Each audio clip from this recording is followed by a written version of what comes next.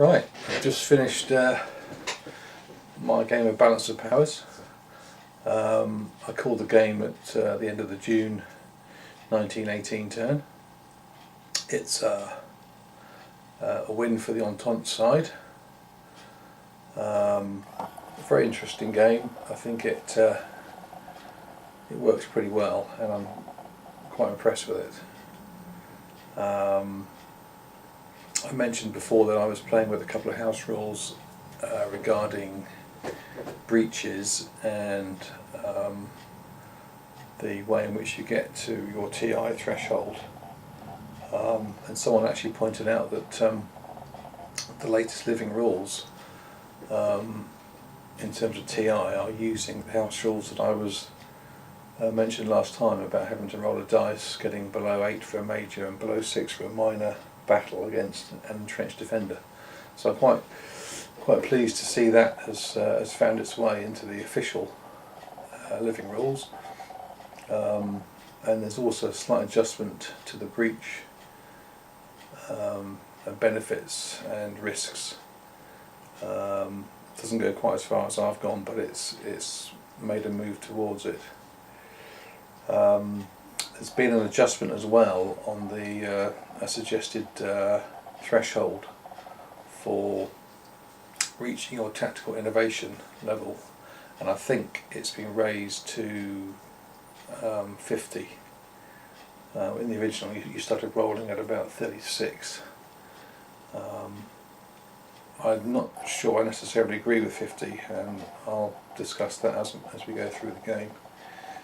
So what essentially happened in 1917, which is where I got to last time, the arrival of the better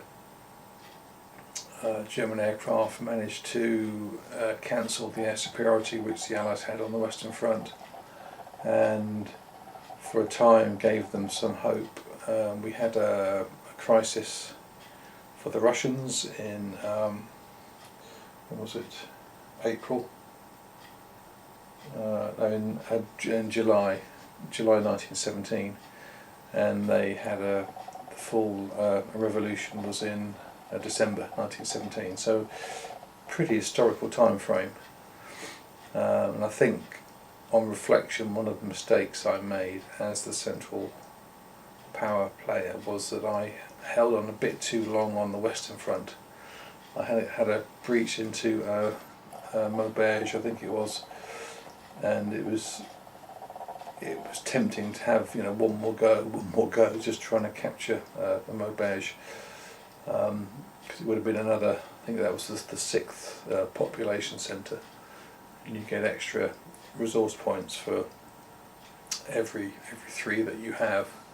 So I probably kept the siege guns on the Western Front for maybe a month or two too long, so that would have presumably brought forward the ultimate collapse of the Russian side, which would have allowed me to have transferred troops to the Western Front sooner.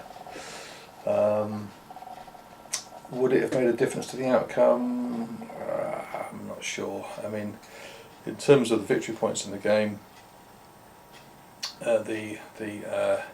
the crisis of July, which is you can go through a series of events at the start of the game, or you can just declare that the crisis of July means that basically the Germans started the war, for which the Entente player gets a victory point.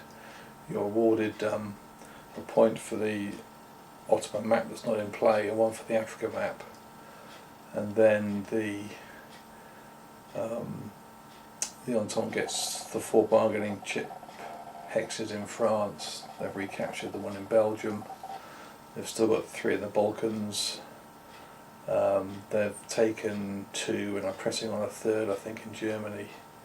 They have 1 in Italy, and they're threatening, I think it's Trent as well in Italy. So they're around about 15 victory points. They lose 2 for the Russians being in a state of revolution, 13, and they need more than 12 to win. you can extend the game beyond the historical August. I think August 1917 is when the campaign game ends, which can be extended at the cost of an extra victory point. But the writing is definitely on the wall for the Central Powers. TI, I've been using 40 at the point where I started to roll for getting the ability to effectively fight trench warfare, and I think the suggested 50 level in the living rules is too high. I mean, at the end of the game the Central Powers were on about 44 and the Allies were over 60. In fact, the Allies got to their TI in April, May 1917, and the Central Powers in about October of the same year. Raising it to 50, I'm not sure the Central Powers will ever actually get there, and the potential for any Kaiserschlacht in 1918, I think, would be pretty remote. Be very interested to hear from other people's experience playing at the level of 50. But a very enjoyable game. Potentially it would play different next time. I think the Germans need to be very aggressive in the opening turns. Clearly being able to secure 6 population centres in France, that extra resource point, every turn, that can really make a difference in the sort of long game, because you're probably going to keep them until 1916 or something. The German crisis level was on 7. I think it's 10 for the chance of having a revolution, which would give you an extra 2 victory points.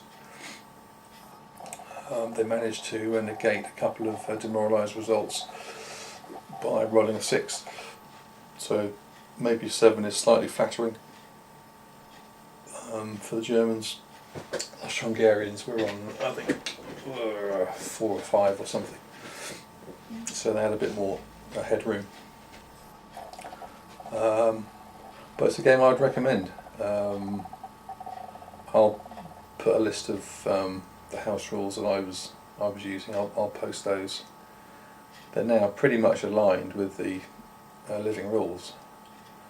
There's very few slight subtle change to the interpretation of the breach rules, but it's good. I think it's a very successful game, and one that I would encourage others to play. I'm going to quickly look at the map, and then that'll be a wrap.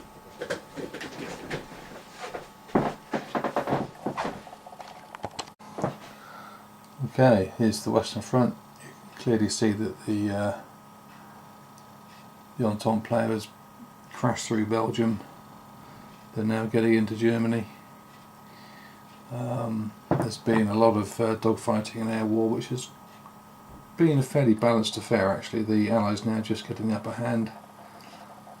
There were a number of aces. Richthofen was taken out by one of the Allied aces, so they sort of swapped over. The Allies now have taken Metz and are now pushing on Strasbourg, I think, and Düsseldorf. There's another one which will probably go in the next couple of weeks. The Italians have had some success on Trent. The fort's been destroyed, but it's currently defended by some Germans, and the Central Powers were able to counter-attack around Trieste. So the Italians that were trying to envelop Trieste have been pushed back to the first mountain pass.